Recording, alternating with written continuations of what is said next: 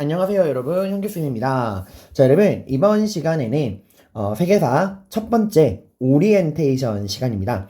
앞으로 우리가 1년 동안 세계사를 어떤 식으로 공부할 건지, 어떤 평가 방법과 비율이 있는지, 무엇을 어떻게 배울지 전체적인 오리엔테이션을 해보는 시간을 가져보도록 하겠습니다. 자 여러분, 여기 이제 명번 프린트 슬기로운 2학년 세계사 생활 나오는 프린트를 보시면 됩니다. 자, 우선 첫 번째로 평가 방법과 비율에 대해 설명을 드릴게요. 근데 여기서 말하는 평가 방법과 비율은 1학기에 해당하는 거예요. 2학기 평가 방법과 비율은 또 선생님이 2학기 오리엔테이션 때 말씀드리도록 하겠습니다. 자, 이제 세계사가 100점 만점이라고 쳤을 때 우리는 지필평가, 수행평가 나눠보고요. 지필평가의 비율이 70%, 수행평가의 비율이 30%. 이렇게 나눠지게 됩니다. 우선 지필평가 같은 경우는 시험을 두 번 나눠볼 거예요. 그러니까 1차와 2차, 중간, 기말 나눠서 보게 되고 비율은 동일합니다. 각각 이제 35% 100점 만점에서 35% 35% 이렇게 해서 지필평가 70점 70%를 채우게 되고요. 문항은 모두 객관식만 출제가 됩니다. 이렇게 논술형은 없어요. 중간고사는 이제 5월 초에 볼 예정이고 기말고사는 6월 말에서 7월 초에 보게 될 겁니다. 이렇게 두 번에 나누어서 지필평가를 보게 되고요. 그럼 이제 남아있는 수행평가는 어떻게 되느냐. 이 수행평가는 두 개를 보게 될 거예요. 논리적 글쓰기와 탐구적 글쓰기라는 주제로 두 번의 수행평가를 보게 될 건데 비율은 논리적 글쓰기 20점, 탐구적 글쓰기 10점 이렇게 20% 10% 하여 수행평가 30%를 채우게 됩니다. 자 그러면 구체적으로 논리적 글쓰기는 뭘 가지고 보고 탐구적 글쓰기는 어떤 주제에서 보느냐. 이거는 수행평가를 보기 2주일 정도 전쯤에 선생님이 어떤 범위에서 어떤 주제로 어떤 평가 기준으로 어떤 방법으로 보는가 이거에 대해서는 또 상세하게 따로 공지를 할 테니까 그럼 그때 또 공지를 들으시면 돼요. 이 논리적 글쓰기 일단 보는 시점은 4월 정도로 예상을 하고 있어요. 그러니까 5월 중간고사 보기 전에 하나 보고 그 다음에 이제 4월에 논리적 글쓰기 수행평가 보고 5월에 1차 지필 중간고사 보고 그 다음에 6월 말에 기말고사 보기 전에 탐구적 글쓰기 수행평가 보고 기말고사 보고 이렇게 이제 논리적 글쓰기, 중간고사, 탐구적 글쓰기, 기말고사 이렇게 1년 동안 지필과 수행이 진행될 예정입니다. 참고로 이 지필평가와 수행평가의 비율 그리고 지필평가 두 번 나눠보는 거 이런 그런 평가의 큰 틀은 사회탐구 선생님이 통일을 했어요. 그러니까 우리 학교 정법, 세계지리, 세계사 이 세 가지 과목이 다 이런 동일하게 70대 30 그리고 중간 기말 나눠보는 이 큰 틀은 모두 동일하게 유지를 했다라는 말씀을 드립니다. 자, 그 다음에 우리가 무엇을 배우나요? 라고 되어 있는 이 부분을 좀 볼게요. 무엇을 배우나요? 자, 여러분 일단 여러분이 세계사라는 과목을 지금 아마 처음 배우실 거예요. 왜냐면 이제 지금 중학교 3학년부터는 15개정 교육과정이 적용이 돼서 좀 바뀌었지만 여러분들 같은 경우 지금 16기 여러분들 그리고 이제 17기 1학년 후배들은 공구개정 교육과정으로 중학교 때 역사를 배웠어요. 근데 그 공구개정 교육에 참고해서 말씀드리는 거예요. 이 공구개정 교육과정에 좀 문제가 하나 있었던 게 여러분 기억을 더듬어 보세요. 여러분 역사를 두 번 배웠습니다. 중학교 2학년 그리고 중학교 3학년. 중학교 2학년 때 이제 역사 1을 배웠고 중학교 3학년 때 역사 2를 배웠는데 내용 한번 떠올려봐. 역사 1에서 뭘 배웠죠? 그죠? 전근대사. 일단 교과서 앞부분에 한국사가 나와요. 이게 중학교 이 공부개정 교육과정에 따르면 중2, 중3 역사 1, 2가 이제 각각의 역사 1, 2가 앞부분은 한국사, 뒷부분은 세계사 이렇게 나와 있거든요. 그리고 이 중학교 2학년 때는 이 전근대사를 배워요. 그러니까 역사 1에서. 한국사 같은 경우는 구석기, 신석기, 청동기, 철기 같은 선사시대부터 조선 후기, 세도정치, 안동김씨, 홍경래나 임술농민봉기 같은 그런 것들을 배우게 되고 세계사도 이제 4대 문명부터 해서 이제 명나라, 청나라, 이제 대항해 시대 종교개혁 막 이런 전근대사 파트까지 배우게 돼요. 그리고 중학교 3학년 때 배우는 역사 2에서 이제 근현대사를 공부를 하게 됩니다. 그러니까 우리 한국사 같은 경우는 흥선대원군, 개항기, 이 해방 이후 현대사, 세계사 같은 경우도 뭐 산업혁명, 제국주의 이런 거부터 해가지고 1, 2차 세계대전, 냉전 이런 식으로 나가게 되는데 문제는 진도가 아무래도 중학교 때 나가기가 좀 급하잖아요. 그러다 보니까 이 교과서 앞부분이 한국사를 다 배우면은 학년이 끝나 있어요. 그래서 여러분 아마 중학교 때 세계사를 배운 친구들이 많이 없을 거예요. 배웠다고 해도 그 일부분 조금 배우다가 끝나지, 밀도 있게 제대로 배우지는 못했을 겁니다. 이제 교과서가, 앞부분이 한국사, 뒷부분이 세계사 있다 보니까 한국사 배우면 그냥 끝나는 거예요, 내용이. 그래가지고 이제 이게 좀 문제가 있다 해서 지금 3학년, 중학교 3학년부터죠. 거기부터는 이제 15개정 교육과정이 적용이 되는데, 이 15개정 교육과정은 이런 식으로 시대로 묶어버리니까 뒷부분 세계사를 못 배우지 않냐 해서 중학교 2학년 때 배우는 역사 1에서는 그냥 아예 세계사만 배웁니다. 전근대 그냥 통합해서 그냥 세계사만 배우는 거예요. 4대 문명부터 현대, 냉전까지 다 배우는 거고, 중학교 3학년 때 배우는 역사 2에서는 뭘 배울까요? 그렇죠. 한국사를 배우는데 뭘 위주로? 전근대사 위주로 배워요. 조선 후기까지 제대로 배운다는 거야. 그럼 선생님 근현대사 안 배우나요? 그 근현대사는 고등학교 1학년 한국사에서 밀도 있게 배워. 여러분들 작년 기억 떠올려봐요. 우리 선생님이 배웠던 고1 한국사. 그 고등학교는 먼저 15개정 교육까지 적용이 됐거든요. 고1 한국사 4개의 단원 중에서 전근대사는 하나의 단원밖에 없고 나머지 3개의 단원이 근현대사였잖아요. 그래서 선생님이랑 근현대사를 굉장히 심도 있게 공부했잖아요.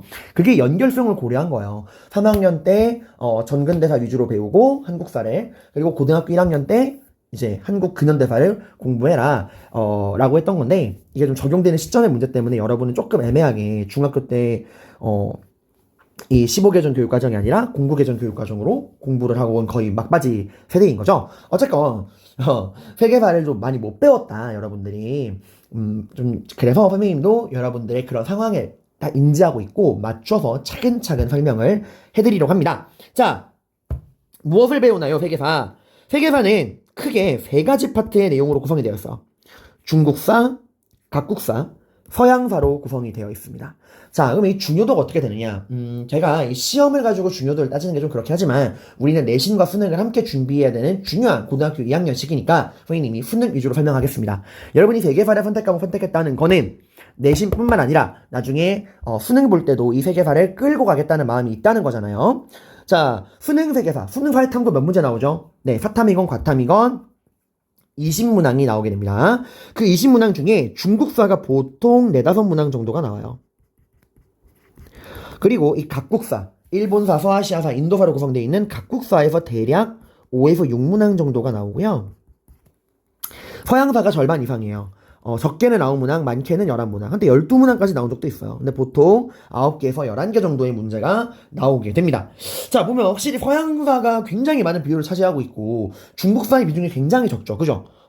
자, 여러분 이게 왜 이렇게 됐냐면은 원래 세계사는 이렇지 않았어요. 그러니까 여러분들 예전 선배들 때는 각국사가 완전 비중이 작았어요. 각국사에서 보통 2문제 나왔어요. 그 중에서도 일본사는 항상 고정이었고 한 문제 나오고, 매년 인도랑 서아시아사를 번갈아 가면서 문제를 출제를 했어요. 그 나머지는 이제 나머지 한 18문항은 중국사랑 서양사가 반반씩 가져갔던 거예요. 그러니까 중국사랑 서양사 위주의 세계사였는데 이게 왜 바뀌었냐? 여러분 지금 세계사 배우는 구성을 보니까 중국사, 그리고 일본, 서아시아가 어딘지 아시나요? 네, 이슬람 문화권 있죠? 중동, 팔레스타인, 이란, 이라크, 사우디 이런 그 중동 지방, 팔레스타인 지방, 그 중동 지방을 말합니다. 이슬람 문화권 생각하시면 돼요. 거기랑 인도, 서양 빠진 곳이 있죠. 쌤, 동아시아는요? 네, 그 동아시아 내용이 별로 없죠. 이 동아시아 내용은 별도의 교과로 나왔잖아요. 동아시아사라는 다른 선택 과목이 있잖아. 그 동아시아사가 신설되면서 일본사랑 중국사의 내용이 대거 그쪽으로 빠졌어요. 이제 베트남 같은 동남아시아사뿐만 아니라 일본사, 중국사 그쪽으로 거의 넘어갔어. 그래서 세계사에서 중국사, 일본사의 그 양이 확 줄어든 거예요. 그럼 반대급부로 동아시아사에서는 배우지 못하는 세계사에서만 배우는 내용들 있잖아. 그치? 서양사, 인도, 서남아시아. 이게 비중이 확 늘어난 거예요. 특히 서남아시아사가 요즘에 굉장히 이 수능이나 모의고사에서 큰 비중을 차지하고 있습니다. 그렇다 그래서 여러분들이 중국사를 또 무시할 수는 없어요. 왜냐? 비중이 줄었지만 단일 국가로 따져봤을 때는 중국사가 여전히 비중은 제일 높아요.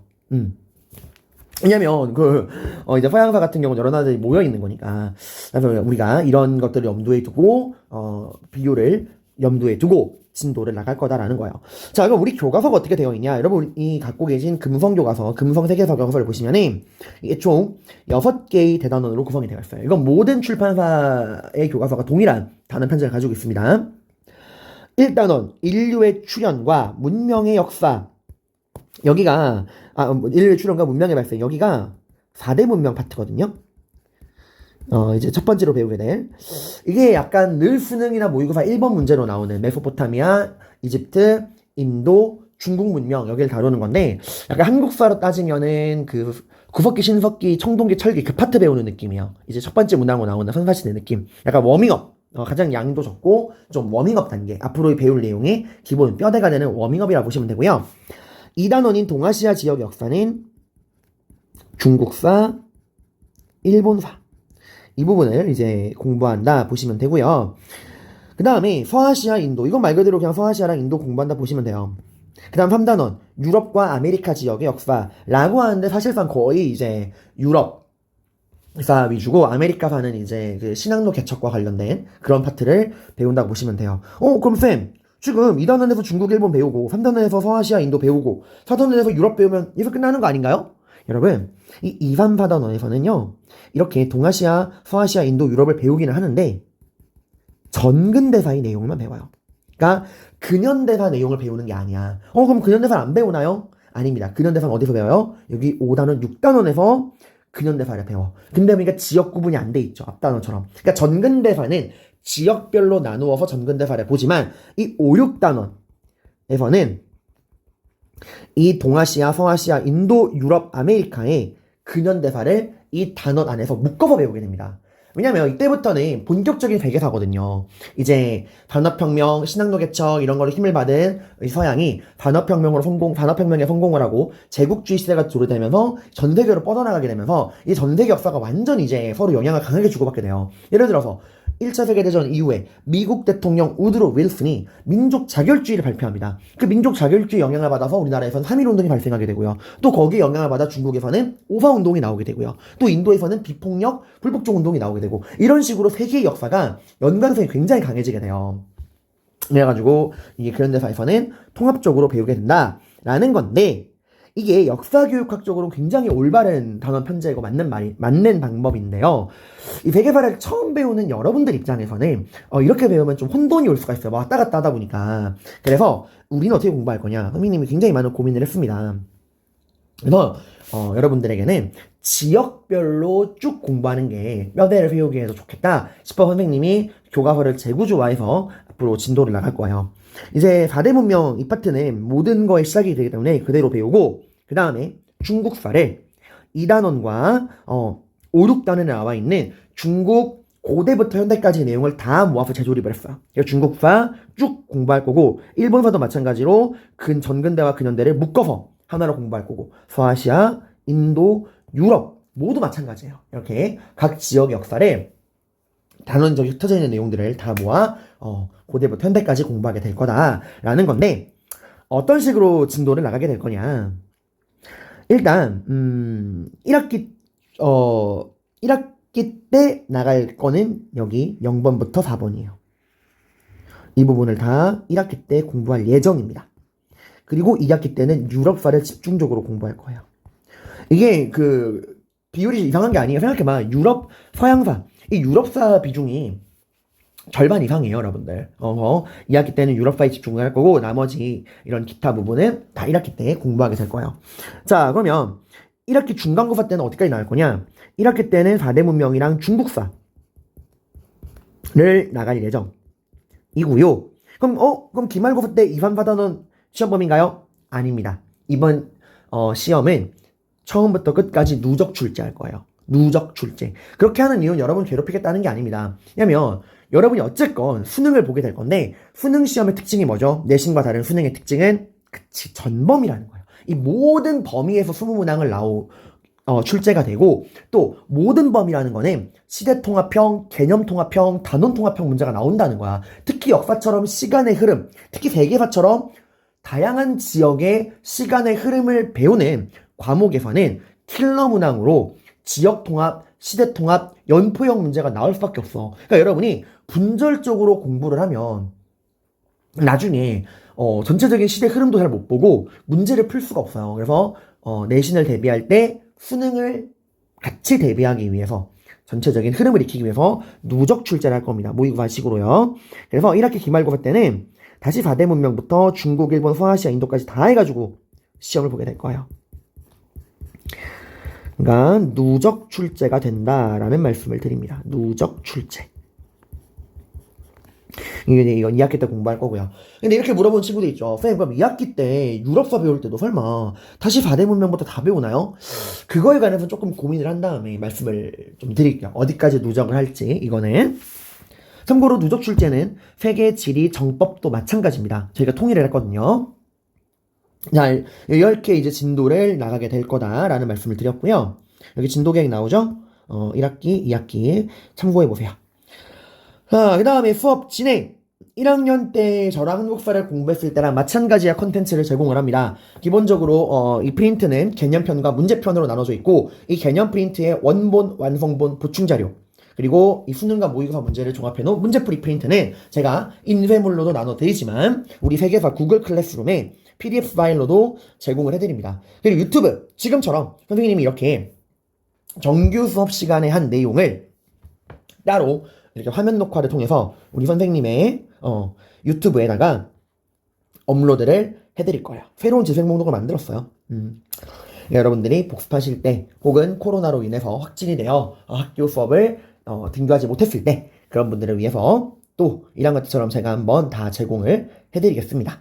1학년 때도 결국에 제가 이제 흥선대원군부터 현대사까지 다 업로드를 했죠. 할 땐 힘들었는데 하고 나니까 좀 뿌듯하고 저도 굉장히 뿌듯하고 여러분들에게도 많은 도움이 되는 것 같더라고요. 자, 그럼 여러분들의 수업을 위해 필요한 준비물이 뭘까요?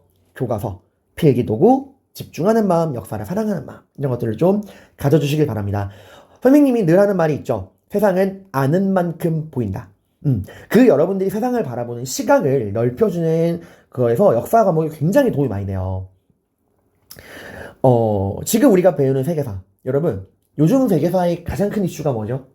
그렇죠. 우크라이나와 러시아의 전쟁이잖아요. 러시아는 왜 우크라이나를 침략했을까요? 단순히 푸틴이 독재자 또라이라서 이 러시아 나쁜 놈들이라서 그런 단순한 문제가 아닙니다, 여러분들. 이 우크라이나와 러시아, 특히 러시아가 이 우크라이나에게 집착하는 거는 우리가 냉전 시대부터 역사적인 상황을 봐야 더 이게 입체적이고 정확하게 보여요. 그리고 이 우크라이나 사태에 가려지긴 했지만 예전에 기억나시나요? 베이징 올림픽 때? 중국이 한복을 조선족 소수민족이 입힌 다음에 자기네 거라고 소개를 했었죠. 국제대회에서. 중국은 왜 그런 행동을 했을까? 단순히 중국은 욕심쟁이 나쁜 놈들이라서 그런 게 아니에요. 이건 이제 청나라 때 역사부터 이 중국이라고 하는 다민족 국가, 이 중국의 특성을 우리가 알아야 이런 것들이 보이거든요, 여러분들. 그러니까 우리가 좀 이런 세상을 넓게 바라볼 수 있는 힘을 길러주는 과목이다. 그리고 또 우리 친구들처럼 정치나 외교, 국제관계 쪽에 관심이 많은 친구들은 특히 더 도움이 되겠죠. 자, 그러면 우리가 어떤 식으로 공부를 할 거냐? 유의사항 적극적인 참여를 부탁드립니다. 1학년 때처럼 여러분 이 생기부에 들어가는 이 비교과 영역, 교과 영역, 특히 교과 영역에서 과세택이 굉장히 중요하잖아요. 우리 함께하는 이 수업의 모든 것들을 선생님이 잘 기록해서 과세택에 잘 써드릴 테니까 여러분도 수업에 적극적으로 참여 부탁드립니다. 그리고 프린트 소중하게 보관해주세요. 세계사가 4종 교과서거든요. 전 이 4종 교과서 다 봅니다. 금성천재, 비상미래. 그 중학교 역사 교과서도 같이 봐요. 이 세계에서 중학교 때는 어떤 내용으로 기본적 뼈대를 삼고 이게 고등학교로 연결되느냐 이런 걸 다 보고 또 이 수능과 모의고사에서도 좋은 문제들을 제가 항상 수록해 드리니까 여러분은 열심히 집중해 주시면 됩니다. 자, 그러면 앞으로의 세계사 수업 어떠한 방향으로 수업을 할 거냐? 일단 우리가 가지고 있는 한계는 시수가 너무 부족해요. 우리가 일주일에 2시간 배우죠. 보통 이게 탐구 영역 과목이 일반 학교에서는 일주일에 3시간이에요. 그러니까 우리가 일주일에 1시간이 부족한 거야. 근데 한 학기가 17주거든요. 그러니까 한 학기에 17시간, 1년 하면 34시간이 부족한 겁니다. 그러니까 굉장히 적은 시간으로 수업을 해야 되는 거라 굉장히 수업을 체계적이고 컴팩트하게 구성할 수밖에 없어요. 그러다 보니까 이런 용어가 교육학적으로 좀 올바르진 않지만 가성비를 추구하게 되더라고요. 그래서 작년에 이제 선생님이 한국사 수업 끝날 때마다 구글 폼 글쓰기 같은 걸 했잖아요. 올해는 이제 하지 않을 겁니다. 딱 여러분들에게 필요한 집필, 수행, 생기부 활동 이런 필요한 것만 하고 자잘한 활동들은 하지 않을 거예요. 일체화 시킬 겁니다. 아까 선생님이 그 수행평가 이야기를 했었죠. 여기서 말하는 건 우리 1학기 수행평가예요. 아까 수행평가 뭐였죠? 기억나시나요? 두 가지 항목. 네. 논리적 글쓰기, 탐구적 글쓰기 2개 있었죠, 여러분들. 잠깐만요. 아이고. 이거 오타 났네. 논술 20인데. 죄송합니다. 논리적 글쓰기, 탐구적 글쓰기. 자, 제가 어떻게 했죠? 네, 잠깐 제가 오타난 걸 보고 살짝 당황했어요. 자, 수행평가. 이제 그 2개 볼 건데, 이 제자백과 관련 글쓰기가 논리적 글쓰기고요. 다음 중국사 인물탐구 보고서 쓰기가 탐구적 글쓰기예요. 논리적 글쓰기, 탐구적 글쓰기. 큰 주제를 말씀드리는 거예요. 그러니까 제자백과라는 게 나중에 선생님이랑 중국사 배울 때 이제 그 춘추전국 시대라는 대혼란기가 있어요. 그 춘추전국 시대라는 혼란기를 안정화시키기 위한 다양한 사상들이 등장을 합니다. 유가, 도가, 묵가, 법가 그런 것들을 우리가 여러 사상가, 여러 선생님들이라고 해서 제자백가라 그러고 그거에 관련된 글쓰기를 하게 될 거고 그 다음에 이제 탐구적 글쓰기에서는 우리가 중국사를 어느 정도 마무리한 다음에 여러분이 공부하다 보면은 좀 마음에 드는 인물들 있잖아요. 뭐 진시황이건 한무제건 사마천이건 뭐 강희제건 옹건제건 뭐 되게 많은 뭐 장거정이건 막 나온단 말이야. 그런 사람 중에서 내가 마음에 드는 사람 한 명을 집중적으로 탐구하는 보고서 쓰기를 할 거예요. 이 2개로 수행평가를 하게 될 거고 그 다음에 여기서 활동은 1년간의 활동이에요. 이제 이 생기부 여기 과세특에 우리가 쓰기 위한 그런 것들이죠. 수행평가랑 여기 활동들은. 자, 이 활동에서는 크게 일단 자유주제 발표와 역사신문 만들기. 이거는 여러분이 저랑 세계사를 배우면서 다양한 시대, 다양한 인물, 다양한 사건들을 공부할 거잖아. 그 중에서 내가 특별히 흥미를 가지는, 관심이 생기는 그런 시대, 지역, 사건에 대해서 여러분들이 자유롭게 보고서도 쓰고 신문도 만들어보는 그런 것들을 하게 될 거예요. 그럼 범위가 굉장히 러프하죠. 일부러 그렇게 한 거예요. 여러분들의 다 다른 보고서나 신문이 나오고 그런 것들을 개별화 시켜주고 싶어서 이 범위를 좀 좁게 잡으니까 개별화가 좀 덜 되더라고요. 그래서 이런 내용들을 좀 개별화 시켜주고 싶어서 제가 이렇게 주제를 러프하게 잡았다라는 말씀을 드리고요. 그 다음에 독서 기록이 중요한 거 알죠? 비록 생기부에 사라졌지만 과세특, 개세특 각종 창체, 자율, 동아리, 진로에 독서 활동 기록을 간접적으로 녹여야 되는데 그래서 저는 이번에는 2학기 때 본격적으로 이제 읽을 책이긴 하지만 유시민 씨가 쓴 거꾸로 읽는 세계사를 선택을 했어요. 이게 이 책의 특징이 뭐냐면 교과서나 문제집처럼 개론서가 아니야. 그러니까 전 시대를 다 해설하는 그런 책이 아니라 세계사의 특정한 사건들을 깊이 있게 탐구하는 그러니까 되게 대표적인 사건 몇 개를 선정해서 그걸 깊이 있게 탐구하는 책이거든요. 그리고 이걸 실제로 여러분이 서평을 쓸 때도 제가 책을 다 읽으러 가지 않을 거야. 거기서 여러분이 인상 깊은, 마음에 드는, 관심 있는 주제 하나를 골라서 그거에 대한 서평을 쓰도록 할 거예요. 부담을 줄여드리려고. 자, 그러면 우리가 이제 어떻게 공부를 할 거냐? 여러분 작년에 1학년 한국사 내신에서도 아시겠지만 기본적으로 여러분들 고등학교에서 수능 내신 마찬가지입니다. 등급을 나누기 위한 킬러 문항은 분절적인 문항이 나오지 않아. 특정한 개념 하나를 묻는 문제는 킬러 문항으로서의 급이 안 돼요. 킬러 문항은 개념과 개념, 단원과 단원을 통합하는, 크로스오버 시키는 게 킬러 문항이에요. 이 역사에서는 시대 통합형, 연표형, 혹은 지역 통합형 문제로 나온다는 거야. 그럼 이런 문제를 여러분들이 대비하기 위해서는 어떻게 해야 되죠? 그쵸. 시간의 흐름을 알아야 됩니다. 앞단원, 뒷단원, 전시대, 뒷시대. 그 가로의, 세로의 시대적인 흐름, 전체적인 시대적인 흐름, 그리고 그게 가로적인 시간축이죠. 그리고 동시 다른 지역에서는 무슨 일이 있었는가. 세로적인 시간의 흐름, 그런 개념. 이런 것들 여러분들이 아셔야 돼요. 그래서 예습할 필요는 없지만 복습은 필수인데 그냥 복습이 아니라 제발 누적 복습하세요. 그날 배운 거, 그날 공부하는 거 누구나 합니다. 근데 중요한 건 이제 그거를 연결시키는 거야. 1부터 10까지 공부한다 그러면 1따로, 2따로, 3따로가 아니라 1, 2, 1, 2, 3, 1, 2, 3, 4, 1, 2, 3, 4, 5, 1, 2, 3, 4, 5, 6 이렇게 그 전에 배운 내용을 계속 끌고 오셔야 돼요. 시간 너무 많이 걸리는데요? 아닙니다. 복습을 하면 할수록 시간이 줄어들어요. 여러분들 아실 거예요. 그리고 EBS 교재 필수입니다. 여러분들 수능 특강과 수능 완성, 지금은 이제 수능 특강만 나와있죠. 원래 이게 전반기 2, 3월에 수능 특강이 나오고 중반기 이후에 한 7, 8월쯤에 이제 수능 완성이 나오는데 반드시 사서 보셔야 됩니다. 자료도 너무 좋고 기본적으로 수능 특강과 수능 완성은 교육과정평가원에서 검토하는 수능 연계 교재예요, 여러분들. 그리고 교재 자체도 굉장히 좋고 문항도 너무 좋아요. 이거 보다가 다른 문제집 보면은 급이 떨어져 보일 정도로 굉장히 좋은 자료들이 많습니다. 저는 기본적으로 2년치 봐요. 작년 거 수능 특강, 수능 완성, 올해 거 수능 특강 보고 있고 수능 완성 나오면 바로 살 거야. 여러분들은 그렇게까지 할 필요는 없지만 적어도 당해년도의 수능 특강과 수능 완성은 반드시 사서 함께 보셔야 됩니다. 그리고 단원별 기출문제집은 선지별로 해설이 되어 있는 뭐 자히스토리나 마더텅이나 이런 해설이 상세한 기출문제집을 사시는 게 도움이 될 거예요. 자, 그러면 우리 이제 본격적인 이거 수업을 하기 전에 이거를 모르는 친구들이 많더라고요. 우리 시대를 구분하는 거. 여러분 올해가 몇 년도죠? 네, 2022년입니다. 여기에 동의하지 않으시는 분 있나요? 지금은 2900년이다 하시는 분 없죠? 우리 전 세계 사람들은 모두 통일된 역법을 연도를 쓰고 있습니다. 뭘 기준으로? 그렇죠. 올해가 2022년인 거 뭘 기준으로 하는 거예요? 그렇죠. 예수 그리스도의 탄생을 기준으로 2022년이 되는 해라는 거예요. 자, 이게 이제 전 세계가 원래는 여러분 다 다른 역법을 썼어요.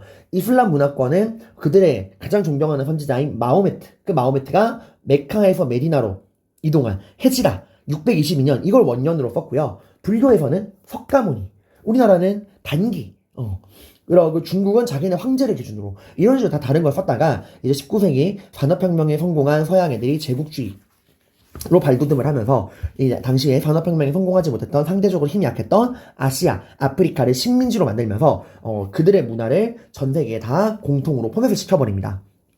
그 서양 애들의 문화, 세계관을 구성하는 게 바로 뭐예요? 그들의 종교, 기독교예요. 그래서 전 세계가 똑같은 달력을 쓰고 있는 건데 이 예수의 탄생을 기준으로 이전을 뭐라 그래요? 기원전. 그래서 BC라고 하죠. 이 BC는 뭐의 약자예요? 네, 이거 영어입니다. Before Christ.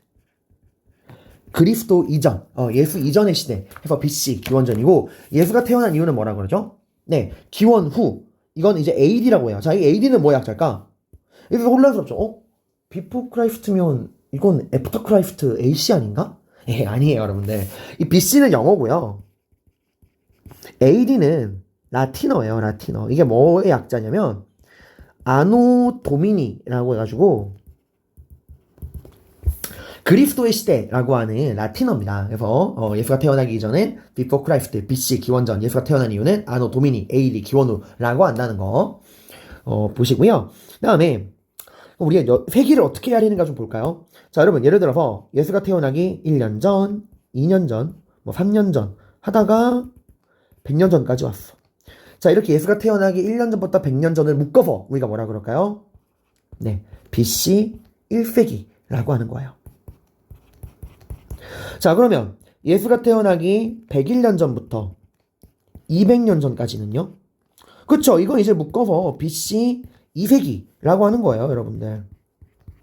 그럼 또 시간을 막 흘려서 예수가 태어나기 1501년 전부터 1600년까지는요? 그렇죠. 1501년이니까 몇 세기야? 그치, 16세기요. 16세기.